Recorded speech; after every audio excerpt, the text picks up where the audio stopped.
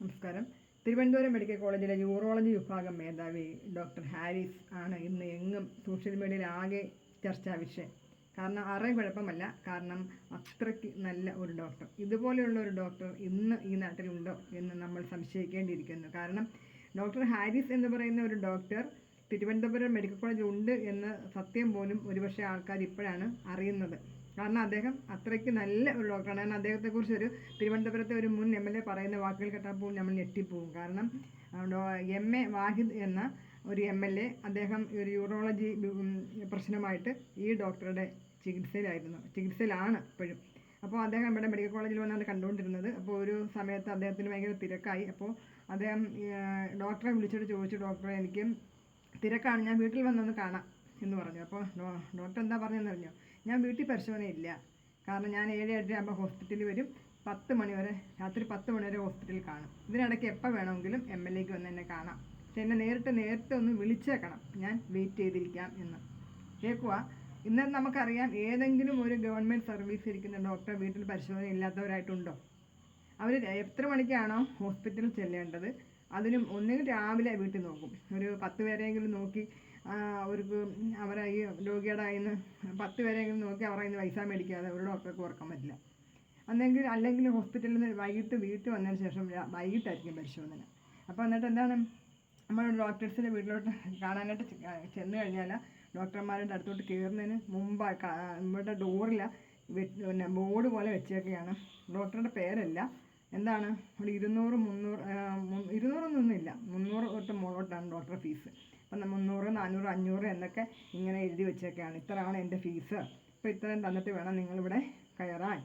അത് ഡോക്ടർക്ക് ചോദിക്കാൻ മടിയാണ്, അതുകൊണ്ടാണ് ഇവിടെ വലിയ അക്ഷരത്തിൽ 500, 300, 400 ഒക്കെ ഇങ്ങനെ എഴുതി വെച്ചേക്കുവാണ്. കാരണം ഇതുമായിട്ട് വേണം ആൾക്കാർ ചെല്ലാൻ.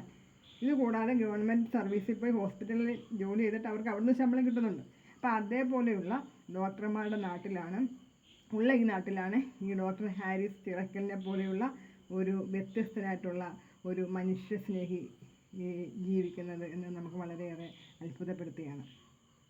അപ്പോൾ ഇദ്ദേഹം ഇപ്പോൾ ഈ സോഷ്യൽ മീഡിയയിൽ അദ്ദേഹം തുറന്നു പറഞ്ഞിരിക്കുന്ന മെഡിക്കൽ കോളേജില്ല, ഓപ്പറേഷനുള്ള ഉപകരണങ്ങളില്ല. കാരണം അദ്ദേഹത്തിൻ്റെ പ്രിയപ്പെട്ട ഒരു 10-23 വയസ്സുള്ള ഒരു കോളേജ് വിദ്യാർത്ഥി കുറച്ച് നാളുകൊണ്ട് ഇദ്ദേഹം മൂത്രത്തിൽ കല്ലോ അങ്ങനെ എന്തോ വിഷയമായിട്ട് ഇദ്ദേഹത്തിന് ചികിത്സയിലായിരുന്നു. അപ്പോൾ പക്ഷേ എന്തായാലും പെട്ടെന്ന് തന്നെ ഓപ്പറേഷൻ വേണ്ടുന്ന സമയത്ത് ഈ കുട്ടിക്ക് ഓപ്പറേഷൻ ചെയ്യാൻ വരാൻ പറ്റിയില്ല, കാരണം അതിന് പരീക്ഷയായിരുന്നു. അപ്പോൾ പരീക്ഷ കഴിഞ്ഞിട്ട് വരാം അല്ലെങ്കിൽ പിന്നെ പെട്ടെന്ന് ഒരു പ്രൈവറ്റിൽ പോയി ഓപ്പറേഷൻ ചെയ്യാനുള്ള മാർഗ്ഗമൊന്നും അതിനില്ല. അപ്പോൾ നമുക്കറിയാം മെഡിക്കൽ കോളേജിലൊക്കെ ഓപ്പറേഷൻ ചെയ്യണമെങ്കിൽ ഒരുപാട് താമസം എടുക്കും. അപ്പോൾ ആ പറഞ്ഞ സമയത്ത് ചെല്ലാനായിട്ട് ഈ പരീക്ഷ ആയതിൻ്റെ പേരിൽ ആ സമയത്ത് വരാൻ പറ്റുന്നില്ല.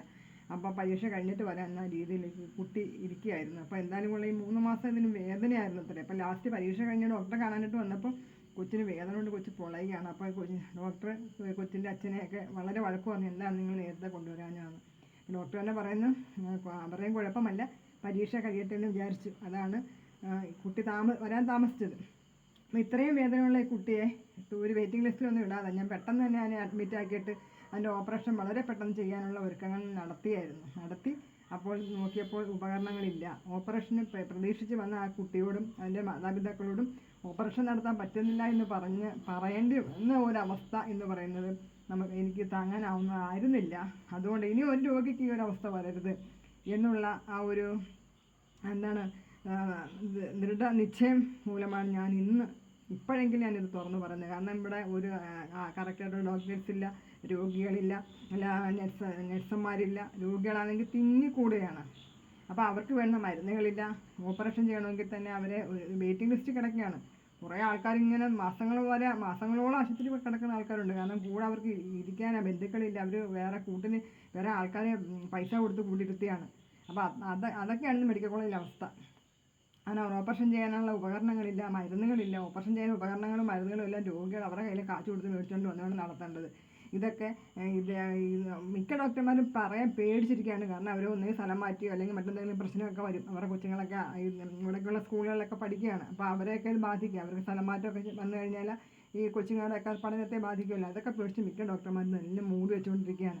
അപ്പോൾ ഇതിനൊക്കെ എതിരായിട്ട്, ഇതിനൊക്കെ അപ്പുറമായിട്ട് എന്തും വരട്ടെ, കാരണം രോഗികളോടുള്ള അത്രയ്ക്ക് ആത്മാർത്ഥത അത്രയ്ക്ക് സിൻസിയാരിറ്റി ഉള്ള ഒരു ഡോക്ടറാണിത്. കാരണം അദ്ദേഹത്തിന് പൈസ ഇല്ല, അദ്ദേഹം പൈസ അങ്ങോട്ട് മരുന്നിന് കൊടുക്കുകയാണ് ഓരോ രോഗികൾക്കും. വണ്ടിക്കൂലി ഇല്ലെങ്കിൽ അവർക്ക് വണ്ടിക്കൂലി കൊടുത്ത് അവർ വിടുന്നു. അങ്ങനെയുള്ള ഒരു മനുഷ്യനാണ് ഈ ഡോക്ടർ ഹാരിസ് ചെറക്കൽ എന്ന് പറയുന്നത്. എന്തായാലും പോലെ ഇതേപോലുള്ള ഒരു ഡോക്ടർ ഇന്ന് നമ്മുടെ നാട്ടിൽ ഉണ്ട്. കാരണം ഇതേപോലെ ഇന്ന് അദ്ദേഹം നമ്മളെ മനുഷ്യസ്നേഹികളായ ഡോക്ടേഴ്സ് ഇന്നും നമ്മുടെ നാട്ടിലുണ്ട് എന്ന് ഡോക്ടർ ഹാരിസ് നമ്മളെ പഠിപ്പിക്കുന്നു. അദ്ദേഹത്തിന് എത്ര അഭിനന്ദനങ്ങൾ അർപ്പിച്ചാലും നമുക്ക് മതിയാവുന്നില്ല. ഇതേപോലെയുള്ള ഡോക്ടർമാർ ഇനി നാട്ടിലുണ്ടാവട്ടെ.